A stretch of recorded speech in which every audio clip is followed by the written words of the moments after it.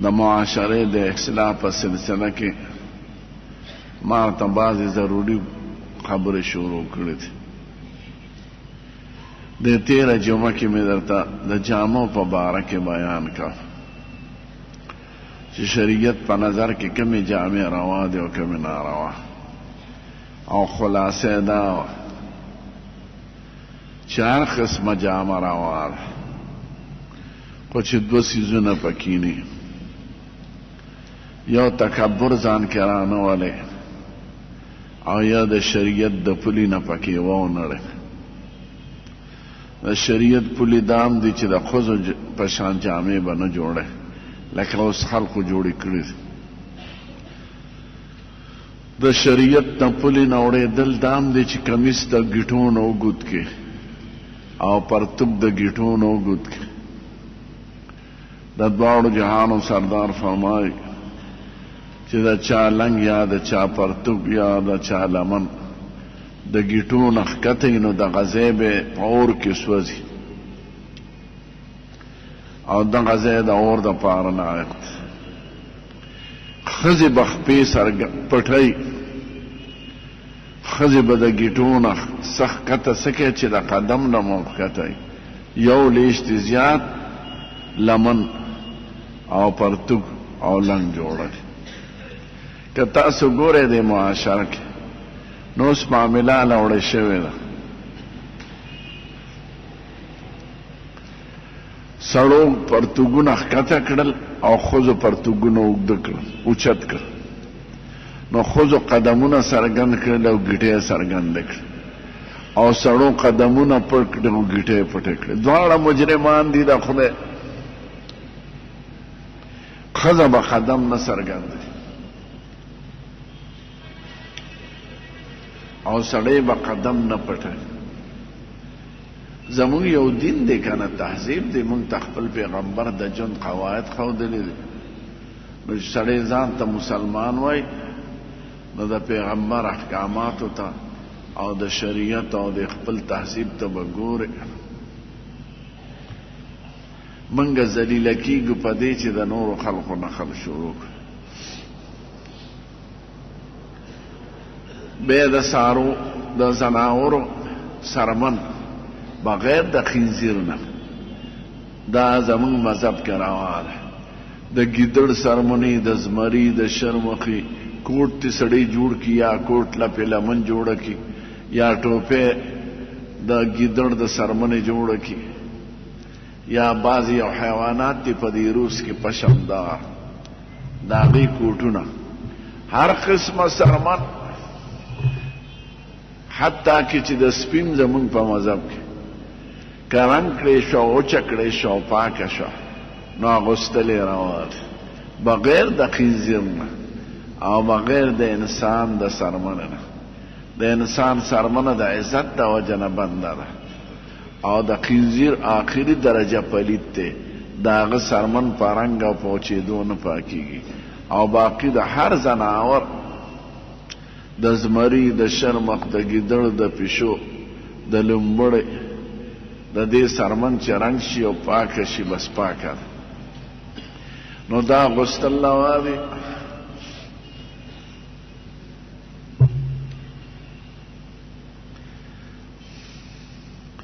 دویم د خوراک مسله د معاشرې سره ښه دا ده چې سړی په ناسته خوراک کوي او مېلمه ته هم په ناسته کېږي. دا چې کوم زموږ وطن کې رواجونه دي دا اکثر د غیر قومونو راغلي دي په موږ کې. اول دا هم غلط رواج دی چې مېلمه ته ورځه ډوډۍ باندې، نو لکه د څاروو په شان چې په ګایې ورخوشي کړي، نو داسې پې درزدوز شروع څوک د خیبته چټني مخکې ځان ته واچي، الوګان پې د پاسه واچي او پیرني پې واچي. او زه خو یم داسې ورتلل دا خو د مېلمه بې عزتي ده. مېلمه ته هر څه کېده او بیا ورته دارنګې په ولاړه خوراک، ولاړه خوراک د زناورو خوراک او شریعت منع کړی دی. او قرآن شریف کې د کافرانو په بیان کې دا راغلی یاکلون کما تاکل الانعام والنار مثوی لهم دوی هغه شان خوراک کوي لکه څاروي چې خوراک کوي او د دې خلقو ځای دوزخ دی نو خدای دا ولاړ خوراک ته د څاروو خوراک وي ځکه څاروي په ولاړه خوراک خو څاروو له خدای لاسونه نه دي پیدا کړی هغوی خو خوله ښکته کوي نو په خوله هر څه خوري نو په ولاړې ته مجبوروي خدای خو انسان له لاسونه پیدا کړی دی او دته وایي ستا مخ او سر خدای په خپل لاس جوړ کړی دی نو دا سر به ډوډۍ ته نه ښکته کوي ډوډۍ راوچته وه سر ته لاسونه استعمالوه نو په ولاړې چې څه خوري دقه شان کار کوي زما یو استاد و خوش طبیعت و یو افسر ډوډۍ په ولاړه خوره ما وله په شا لاس وو نو هغه راته وایي څه کوې مولي صاحب ما زه لکې ګورم چې لکې شته که نه ځکه معامله خو د ټوله زمونږ دا قوم د انګریز په غلامۍ کې داسې ورننوتې ده چې خپل تهذیب خپل سړیتوب خپله جامه خپل خوراسکا کې د کافر دپاره پرېښود د صحابو یو بیان د حذیفه ابن یمان نو کافر عیسایانو سره څه معاهده وه روم کې نو ډوډۍ به په شریکه خوړی که ده نو دې صحابي نه نوړی پرېوته نو نوړی راوچته کړه خاوره د هغې تېلر کړه ویې خوړه دا مسله هم ده چې ډوډۍ درنه پروزي راویله خاوره تېلر کړه خوره تکبر به نه کوې نو شاګرد ورسره ناست وی صاحب دا مخامخ قومونه به راپورې خاندي هغه وی چپ شه د دې زناورو دپاره به موږ خپل تهذیب پرېږدو خپل سړیتوب به پرېږدو کوي به خپل کار نو په ولاړه خوراک بل د میلمستیا آدابو کې دا دي دا یاد لرئ دا زموږ پښتنو کې بعضې غلط رواج چې میلمت باندې څه خوري هغه ټول ورته کېده هغه چې په خپل طبیعت خوري داسې نه چې یو څیز پې مخ خوري زه یو ځای ته تلم میلمه وم د یو لوی عالم تعزیت ته تلم دا کلي دا رواج چې د شریعت تابع نه کې نو حاجیان هم کوي ملایان هم کوي شیخان هم کوي نو په سخت ژمي کې لاړم او یخنۍ والم ماسپښین ورسېدم ما ته وایي مانځه نه پس چې ډوډۍ ورړو سپینې روجې د غوړو ډکې راوښکلې او ما له ښه نه وې خو زما وې دغه به یې پخ کړي او مې خوړې زه خو نه وم پې چې هغه مجمع یوړې نو بیا ښوروا راوړه او ډوډۍ راوړه نو ما زړه کې وې نیکبختانو که مخکې مې راوړې ما به دا روجې نه خوړې خو زه موړم او خلک پیو هغوی ورته بیا اړم شو بیا چې هغه مجمع لاړې نو د هغې نه یې پس ته چرګان هډوکې راوړل نو یو ملا ته مې دا قوم هم نه دی پې کړی سنت خو دا دی چې مېلمه ته هر څه کېده چې په خپل طبیعت یې بیا ما هغه علاقه کې مېلمه شوم شاګرد رالم روجې راوړې ما بې تکلف نه ما ورته ویل هلکه نور څه دې نه دي پخ کړی څه وی پخ کړی مې دي نو ګلې نو ما یې راوړه که نه وی ودرېږه چې روجې وخورو نو ما چې په روجو با موړ کې نه مېلمه ته به هر څه کېدی او په ځمکه ناست دومره فراخه په ولاړه څوک ډوډۍ خوړی شي یو رکیبې په لاس کې نیولې او په بل شکول کې یا دغه کې یا خوړی نه شي او دا اکثر د سړي نه په جامو په لمن پیش خو دا زموږ نیکانو کړي دي نو زموږ دا خلک چې لږ مالدار نو ډوډۍ به په ولاړه کوي زناور نه دا تهذیب پرېږدي په ولاړه خوراک بند دی په ولاړه څښاک بند دی څښاک هغه وخت کې په ولاړه روان چې یو ګوډي مثلا د اوبو مشک ځوړند دي او تا سره د راکوزولو څه سامان نی نو هغه بیا په ولاړه څښلی شي په دا شریعت وای چې خوله به په ګوډي نه لګي کوزه کوم په اوبوس کې کوزه نه نو خوله به په کوزه نه لګي دا غي دوه نقصان دي یا خو په ځان باندې ګوډي راړې یا کوزانو ډېر یو په در باندې راشي نو په مړای کې به دې خلیو په جامو باندې پیش دویم دا کاغی کی چینجی وی مچی وی هغه به خالص په دې جبه وخوري نو دا ولاړ شي نو همیشه کوزینا یا د ګوډینا او په یو لاس کې راواړې نو بیا به دا بل لاس نه وبس کې دا واره به د ګوډي او د کوزینا وبنس کې دا ټول زموږ تعلیمات دي د اسلام او زموږ پیغمبر مونږ ته ښودلي دي لوښي له پوکي نه ورکې که چیس کې که نه پوکي به نه ورکې دا خلق د ځان نه وایي چې د مسلمان جوټه شفا ده دا د چا وی که نسواري هم شفا ده خولې څښئ د نسوارو ډک یا سګریټي ګنده بوی دي ځي یا پیاز وږې خوړلي نه دا ورته چا وی د شریعت دا وی چې کرکه مه کوه د مسلمان نه او شفا نه ده که ستا طبیعت غواړي وخوره یخ څیز کې که مچ پروزي نو که څکلی غواړې نو هغه مچ پکې ډوبه کړه او بیا اوسکه مچ ته وغورځوه او که ګرم څیز وي نو د هغه ډوبولو ته حاجت دی هغه بې اختیاره شوي دا زموږ د پیغمبر تعلیمات دي د مچ په یو وزر کې زهر دی او په بل وزر کې خوږه ماده ده لکه د شاتو مچۍ ته ګوره کړم د خولې نه شات روزي او د لکې نه زهر ځي سړی چیچي د زیړو مچو کې هم خوږه ماده وي که د دې ګبین هم کتلي نو دغه شان مچ چې پروزي په سیس کې نو دې انټه پروزي پترس پروزي دې هغه زهري ماده مخکې کوي نو شریعت دا تداوی که سکلی غواړی سکل ضروری نه دی که طبیعت تی نه غواړی نو هغه مچ پکې ډوب کا هغه ته وغورځوه بیا وسکه او چې ګرم وي نو ګرم کې هغه بې اختیاره شوي هغې کې ډوبولو ته حاجت نشته بیا خو به مریض شي زه داسې راتلم داسې د کالج او لیکچرر ما سره ناست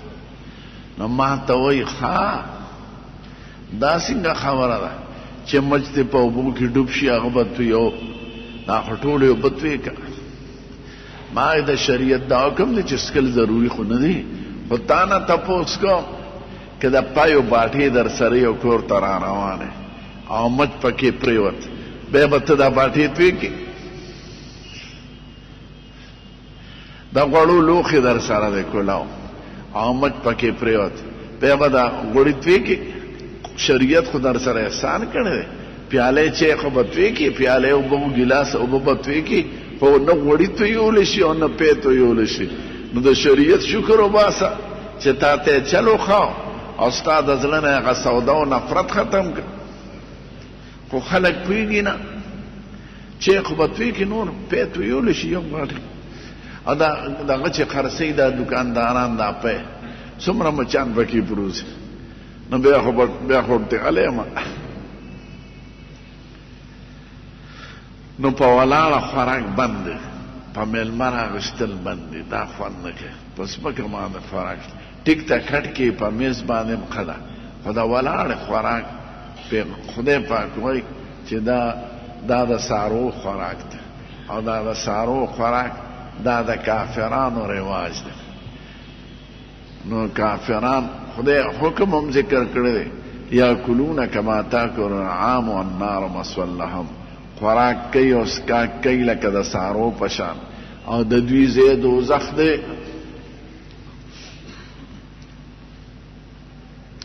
حجامو په سلسله کې ما ورته ویې ښځې به پې نه څرګندوي دا چې څرګندي کې دا د جهان مجرمانې دي او سړي به ګیټونه پرتوګ نه ښکته کړي او خصوصا د مانځه وخت کې که د مانځه وخت کې د ګیټونه پرتوګ ښکته نو مونځ یې مکروه دی او خو شخ نقصانی دی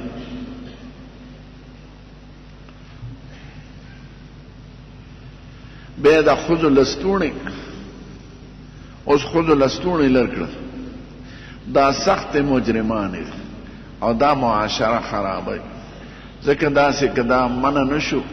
نو بلکې الله به بیا پرتوګونه مباسي ځکه انګریزان یې ښځې پرتوګ نه اغوندي هغوی تش کمیس یې نه یې لوپټی نه یې سینه پټی او نه یې لستوڼي پټي او نه یې لاندې خپې چې بس تقیجې ټوله ښکاري لاندې پورې یا خپه اوچته کړي نو دا مسلمانانو د هغوی نقل شو قسم دی ما بعضې ملکونه لیدلي دي چې د انګریزانو دا تابعداري شروع کړې ده نو د ښځو جامې خرابه شوې مصر ته لاړ شي عراق ته لاړ شي لبنان کې زو جماعت ته قدرې نه شو تللی د دې ښځو بې پردو ښځو د وجه نه چې ټول اندامونه یې څرګند خدای پې لعنتو راوری د هر قوم یو خپل تهذیب خپله جامه چې هغه پرېږدي هغه قوم ذلیله کېږي اسپک شي د خلقو په نظر د شریعت دا حکم دی چې پټکې به د ملا نه نیمې نه نه ښکته کړي دا بعضې قومونو کې لکه خوست کې یا پکتیا کې یا د وزیرستان علاقو کې چې پټکې هغه کناټو ته ورسوي دا بند دي نه پټکې به د میانځ د ملا نه نه ښکته کړي نو نه به پرتوګ د ګیټو نه ښکته کړي نه به پټکې د ملا نه ښکته کړي دا په اسراف کې راځي او د ښځو جامه به داسې سړی به د ښځې جامه نه اغوندي ښځه به د سړي جامه نه اغوندي ورې دا که سړی انساني فطرت ته وګوري نو هر شخص په خپله جامه کې ښکلی ښکاري یو خشته ځوانه جینۍ خو د سړو سپینې جامې واغوندي او تماچه غاړې ته واچي او مشدی په سر کې او کونټې لاس کې والي هغه ښکلی ښکاري او که یو سړي ګیره داسې وخوري لکه د ښځو په شان مخ راوباسي او پوډر او سرخي پې ومږي او غوږونو ته والی واچي او لوپټه په سر کې نو ښځې هغه پورې خاندي او د بل صورت کې سړي د ښځې پورې خاندي ښځه په خپله جامو کې ښکلې ښکاري او سړی په خپلو جامو کې اوس دا پنجابیان زناور کمیسونه یې برک شروع کړي سړی پې د شانه دوکه کېږي او د بعضو سړی م بار پرېښي چې خدای دا نارینه دی که زنانه ده داسې سړی چې سړی ځان نه ښځه جوړه کړي دی به د ښځو کار کوي که د سړو کار وکړي دی مستقبل کې جهاد کولی شي جنگ کولی شي د ملک دفاع کولی شي د دغو خوی خصلت او جامه او شکل ټول د ښځو د کار به د ښځو کوي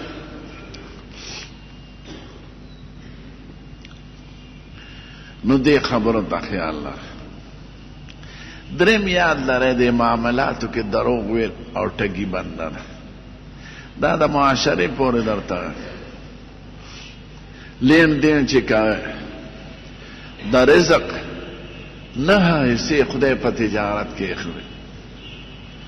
او یوه حصې په دې ټولو کسبونو کې اخلي او زموږ ښکلی پیغمبر وایي چې رښتونی تاجر امانتدار ابا د قیامت پرز د پیغمبرانو سره په صف کې ولاړي التاجر صدوق الامین مع النبیین رښتونی تاجر او امانتدار ابا رښتونی دا دی چې د خپل څیز عیب څرګند کړي زما دې څیز کې دا عیب دی داسې به نه کوي چې د میوې سر ښکلي او لاندې شاته سخا وي او بیا سړي له سخا مخکې ورکړي نه یو شان ساته یا د ګوړې بورې وي سر دې وله جوړ کړي د سپینې ګوړې او لاندې پکې سخا ګوړی یا د انګورو کریټي او د دې میوې کریټونه سر یې ښکلي لاندې سخی دا ټول په حرامو کې مبتلا کېږي او دوکه ده په معاشره کې انګریز مردار هغوی خپل سیس له ترقي ورکړي او شی د عرض الله ښکلی کوي ګټه لږه نو دنیا کې د هغوی تجارت مشهور شو اوس چې چین دا کار کوي چین ته چې څنګه مال وي هغه شان به درله جوړوي امریکې له هم شکست ورکړي زموږ مسلمانان زمونږ د پاکستان د خلکو یو ځل د کپنه لیبیا سره معاهده وشو د مالوچو، نو روغ جزې والا د مالوچو لې د پومبې، نو د ایکسپورټ او امپورټ والا چې کراچۍ کې ناست دی هغه ګنکفان حرام خوار، نو د هغې په واسطې پکې لوټې او کاڼې کېښودل، نو وزن یې ولا درون کړ. نو چې هلته ورسېد لیبیا ته، نو هغه ټول جزې واپس کړ. نو تاوان یې وکړه که ګټه یې وکړه؟ تاوان یې وکړه، د تګ راتګ خرچه هم پرې راغله او د آینده دپاره اعتبار ختم کړه. دا د ټګۍ انجام دی. یو ځل زمونږ د ملک اپنے د ایران سره معاهده وکړه د چینو، چینی ورته یو نمونه وښودل، دا حقایق دي چې زه درته دا د حکومت په سطحه دا ټګۍ کېږي. نو چینی ورته سپین وښودل او ور ویې لېږل پکې زیړ او دا څیزونه مختلف، هغوی ورته ټول جز واپس کړه. نو فایده یې وکړه که نقصان یې وکړه؟ لاهور یو کمپنی و دا پکی به جوړول نیشنل، یو کال یې خو جوړ کړ، بل کال یې خراب کړ، کمپنی ختم شو. سیکلو رستم سیکل یو کال جوړ شو، دو کاله بس آخر کې خراب شو، غار څه ختم شو. ځکه د ټګۍ انجام خو خراب دی. ته چې په یو سړي څیز خرڅ کړې او دوکه ورسره وکړې، ابه تا نه بیا سودا والي، ابه نور خلک هم منع کوي چې پام کړی دغه ټګ له ورنه شي.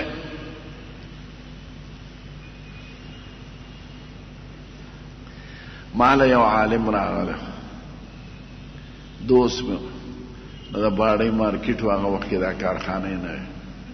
نو ما ته وایي باډۍ مارکیټ ته ځو، ځان لمه ګړی لم او ښځې لم، د پنجاب نه راغلی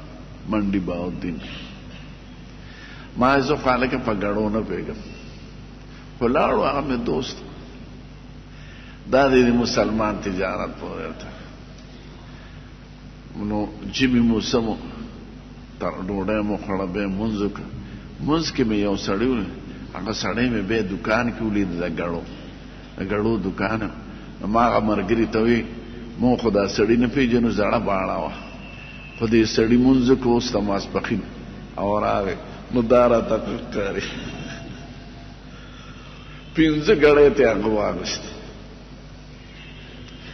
د پاسه پې ښکلي مهرونه او د پاسه یې ډبي ښکلې مزېدار. هغه مولا او زه خو مولا هم نه یم او په دغې خبرو اړو پوهېږو نه. چې لاړ هغه 5 واړه د چین مشینونه پکې دیسي او کور یې بل شاته. ما ته خطره ولګه چې 5 واړه ګړۍ دوکه وه. ما یې وروره خو زه خو نه پوهېږم په دې خبرو. ابه بیوالي دا یاد لرئ، دروغ مو وایه په تجارت کې، د هغې سزا به ورته دنیا کې مرسي، آخرت خو لا پاتې دی، لین دین به هم خراب شي. دا ډېر خلک چې دیواله شوي دي، دا د دغه عمل د وجه دوکه کوي، قرض والي بیا قرض نه ورکوي، چا سره معاهده د یو مالو کې بیا بل مال ورکوي. حضور پاک جماعت بازار ته راووت، یو راشوه د دانو خرڅولې دانې، نو هغه پکې لاس ومنډه، چې لاس یې ورښکته کړه، دننه لمدې وې دانې. وی دا ولې هلکه؟ وی دا بېګا باران واري دی. وی چې باران واري دی نو دا دې ولې نه څرګندولی و چې دې په پاسې ایښی. او بیا ووی من غش فلیس منا، چا چې مسلمان سره دوکه وکړه په بیه شرا کې، دا زما امتي نه دی. دومره سخت په کار شو. دا دوکه نه ده چې کپړه به یو قسمي او پاکستان دومره ځان بدنام کړی چې لیکي به په انګلینډ، میډ ان انګلینډ. دا امریکا کې جوړه شوې ده، دا په انګلینډ او جوړه شوې پاکستان کې. ناول دا دروغ و. دویم قیمت یې پې لیکلي 14 روپۍ ګز او ورکوي به یې په 10 روپۍ ګز. نو ولې دروغ لیکې؟ دا دروغ او دوکه تا معاشره خرابوي. دا قوم به په دې دوکه عادت شي. ته چې میواله نو مخې ته بخکولي تا ته به کوم ځای نه درکې ته به نو چې ته دوه دانې اچې هغه پنځه اچولي څښا هغه ځان طرف ته یې نو دومره ډېرې واچي چې هغه وزن یې دروند شي نو بیا به ستا هغه لرکوي. قصاب نه چې غوښه الی مخکې په کنډه کې هغه بلا به تریخي پټ نو ټوله روزي حرامه شوه. دا ولې نه مړېږي چې د سړي په تجارت کې هم دی چې زه غلا وکړم نو هلې به کامیاب یم. دا خو سپېره دی. نو د مسلمان خیرخوا اوسېږي او صاف قسم دی چې صافه معامله کوئ نو هغه سړی به هم تاله راځي که ګوټ کې دي دوکانې او ملګري به درله راولي او په تا به اعتماد کوي او چې ټګي دي ورسره وکړه خو یو ځل به ټګي وکړي که نه سړی په ګټه تاوان نه خفه کېږي. ګټه تاوان ته ناست دی دوکاندار خو په ټګۍ او په دروغو خفه کېږي. نو دروغ مه وایه. په دروغ روزي م حرامه شوه او چې روزي م حرامه شوه نو بال بچ به م خراب شي.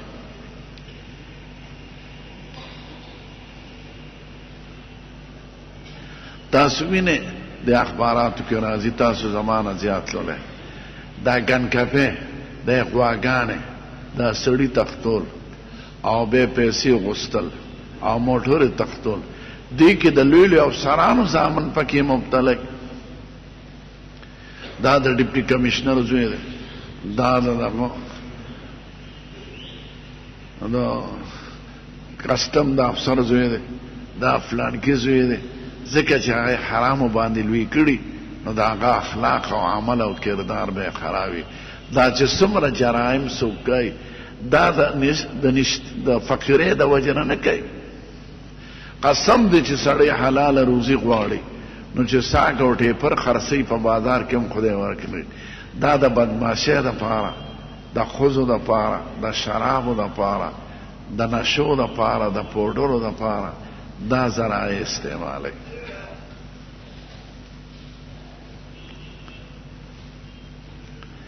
یو عالم دی نو حرام دا ورته بیا وایم حرام روزي چې دروغ دې م وي سیس کې دې دوکه وکړه نو روزي دې حرامه شوه نو چې حرام چې بال بچ له راوړې بال بچ به دې خرابي او ښځه به دې حرامه روزي خوري او چې څوک حرام خوري د هغه دعا نه قبلېږي د هغه عبادت خدای واپس کوي. ځه روجې نه قبلېږي. حضور پاک وایي دا هغه سړي به څه روجې چې د حلالو نه روجه کوي او حرام خوري په حرامو روجې ماتوي نو داسې څه کار نه دی. د دې باقي بیان مرتبه نو دروغ په معاملاتو کې مه وایئ. جامو ته خیال ساتئ. خوراک او څښاک کې د انګریز مشابهت مه کوئ. انګریز به خپل کار کوي. موږ مسلمانان یو زموږ یو کتاب دی زموږ یو تهذیب دی زموږ یو معاشره ده. موږ د نورو قومونو نقل ولې کوو؟ موږ په دې خبرو کې د یهودو نه وروسته یو. یهود دومره کلک دي په خپل دین چې په ټوله دنیا کې یا د اتوار چوټي ده یا د جمعې مسلمانانو حکومتونه کوي او اتوار د انګریزانو یا د انګریزانو تالی سټي لکه مونږ دی اتوار کوي او په ټوله دنیا کې په اسرائیل کې د خالد ورځې چوټي د چا پروا نه لري. وی خالد زموږ مذهبي ورځ ده نه اقتصاد خراب دی او نه د چا پروا لري. نو چې کوم قوم په خپل دین ټینګي په خپل تهذیب ټینګي که لږي هم غالبي او چې د خپل په بل قوم کې ورننه